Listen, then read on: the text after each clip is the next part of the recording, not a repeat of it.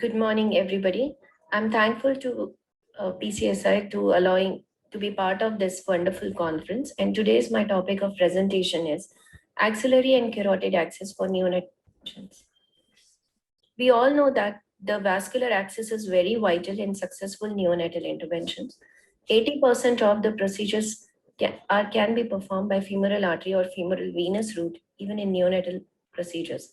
But rarely the alternative axis are being used by the increase in the neonatal interventions. So what should be the indication for axillary and carotid axis?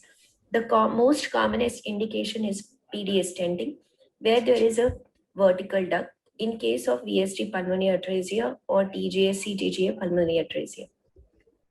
Rarely where the femoral artery cannot be accessed in the severe aortic stenosis, the axillary artery can be approached, or in bailout situation like coarctation of aorta, or in preterm situation where we cannot keep the higher size sheath, then also femoral artery. Morphology of arterial duct in pulmonary atresia situation is very important, and that's what arteriosus. So ductus arteriosus becomes vertical straight in the fetal life itself in case of VSD pulmonary atresia, as we can see here that it is coming in the undersurface of the aortic arch. Again, this is an angiogram picture of a VSD pulmonary atresia case where the ductus arteriosus is vertical. So cannulating it from the femoral artery is difficult, as we can see here. So direct alignment is preferable either through the axillary artery or through the carotid artery. So how to decide the approach in case of PDA stenting?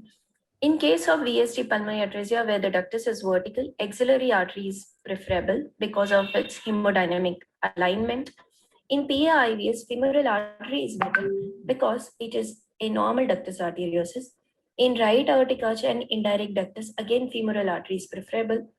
Rarely, when we cannot access the axillary artery, the transfemoral venous approach can be used, but it can lead to hemodynamic instability because of opening of semilunar valves and decompensation. So how we should have little bit knowledge about the axillary artery anatomy. It starts from the first rib and ends at the lower border of the teres minor. It is divided into three parts by the pectoralis minor. So it is desirable to puncture between second and third part of the axillary artery to avoid the injury to the brachial plexus. At this point, it does not invade the chest and reduces the chance of pneumothorax, and it is manually compressible as well. The advantage of axillary, there are several advantages of taking axillary artery because it is not an end artery after cannulation. Arm is perfused by the acromion artery, so the perfusion to the arm is maintained. It is easily palpable even in premature babies.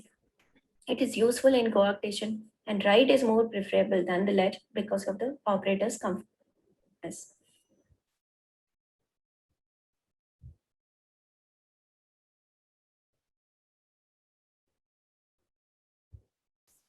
So what we can see here is the arm position during the axillary artery approach.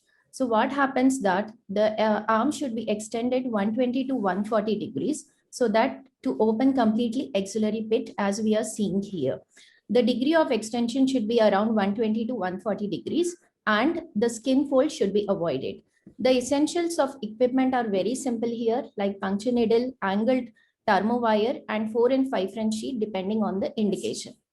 So after positioning here, as we can see, we can do the direct puncture to the axillary artery and direct it little bit cranially towards the clavicle. Once we have taken the puncture, slowly advance the overnight thermo wire, and it is preferable to pass it into the descending aorta so that to have better stability of this wire, and then advance a sheath. Some operators may prefer to pre-dilate it to avoid injury to the axillary artery.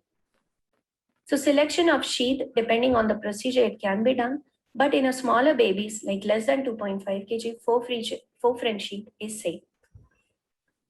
If we cannot palpate the axillary artery, the puncture becomes very difficult because there is no landmark. In that situation, the USG guided approach can be done.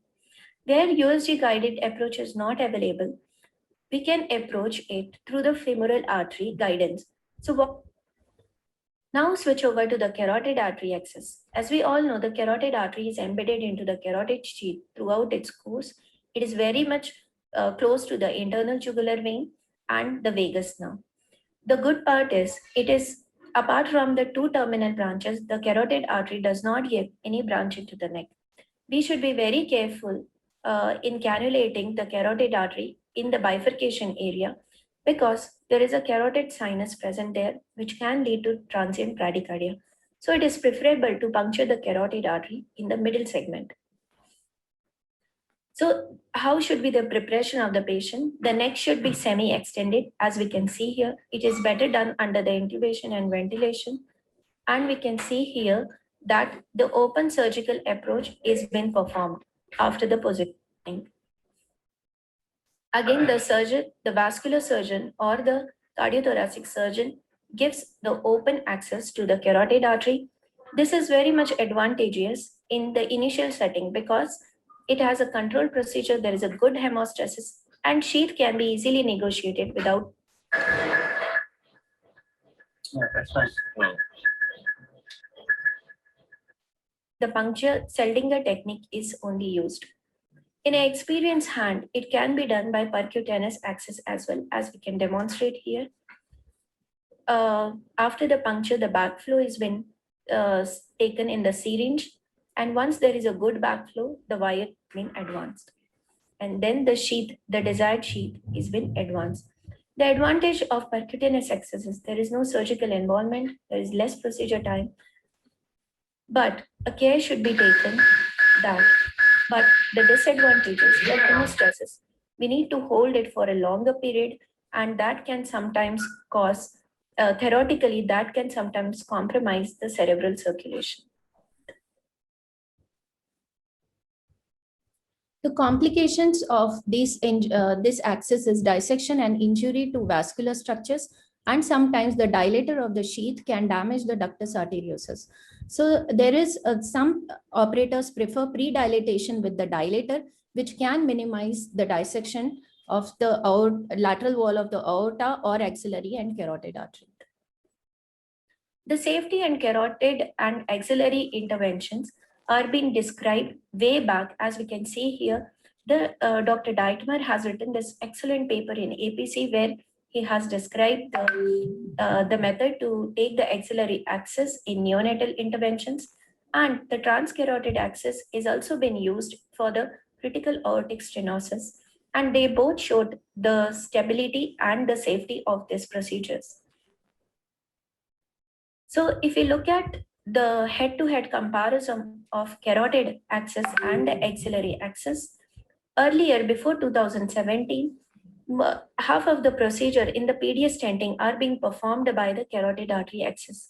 But now with the more and more confidence with the axillary artery, and we have understood that most of the PDS can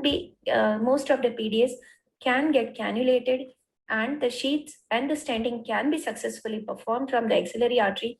Almost the carotid artery percentage has gone significantly down, just 1 or 2% in the PDS stenting approach. So in conclusion, careful axillary artery cannulation is safe, feasible, and preferable for neonatal aortic interventions.